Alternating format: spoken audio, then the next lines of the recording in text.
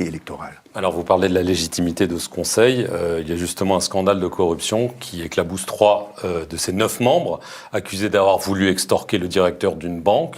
Je crois comprendre qu'il y a eu des pressions des États-Unis, d'autres pays alliés pour que vous les fassiez partir de ce Conseil de transition. Pourquoi est-ce que vous les gardez avec ce soupçon de corruption aujourd'hui? Vous avez bien dit, c'est une tentative de corruption.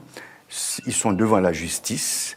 Et on n'a pas de provision légale dans cet accord politique pour les expulser du Conseil. Ils sont devant la justice, c'est la justice haïtienne qui doit trancher, pas nous-mêmes. Et donc vous n'allez pas les mettre dehors? On n'a pas de provision légale pour le faire. Pour refermer cet entretien, vous avez rencontré ce mercredi le président français, Emmanuel Macron. Est-ce que vous lui avez parlé de la restitution de la dette d'indépendance? Pour ceux qui nous écoutent en un mot, 1825, la France du roi Charles X avait exigé d'Haïti des indemnités au moment de l'indépendance. Est-ce que vous avez demandé à votre homologue le remboursement?